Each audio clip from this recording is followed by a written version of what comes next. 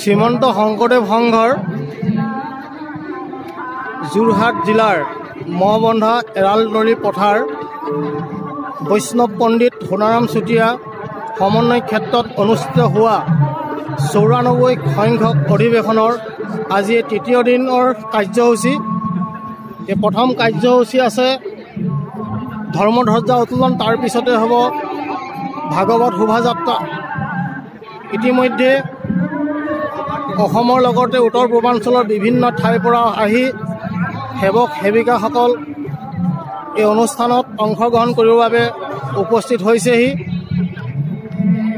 যিটো সময়ত অসমৰ বিভিন্নজনে বিভিন্ন সময়ত আমি কোৱা শুনিবলৈ পাওঁ যুৱৰ উশৃংখলতাৰ কথা।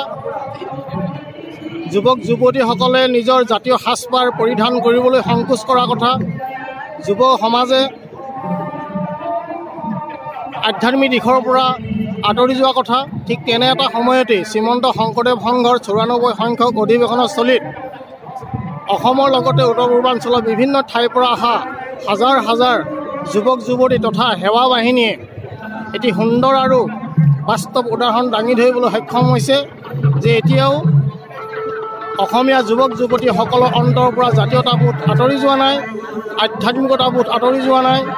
এতিয়াও শ্ৰীমন্ত শংকৰদেৱ সংঘৰ সেৱা বাহিনী সমস্তে নিজৰ কৃষ্টি সংস্কৃতিক পাহৰি যোৱা নাই। তাৰ এক জ্বলন্ত উদাহৰণ হৈছে শ্ৰীমন্ত শংকৰদেৱ সংঘৰ সেৱা বাহিনী গোটৰ। এয়া শ্ৰীমন্ত শংকৰদেৱ সংঘৰ মূল চালিকা শক্তি সেৱা বাহিনী অতি সুন্দৰভাৱে অতি সুচাৰুৰূপে এটি অনুষ্ঠানক পৰিচালনা কৰি অনুষ্ঠানটি সাফল্যমণ্ডিত কৰি তুলিবলৈ চেষ্টা কৰা শ্ৰীমন্ত শংকৰদেৱ সংঘৰ মেৰুদণ্ড স্বৰূপ এয়া সেৱা বাহিনী।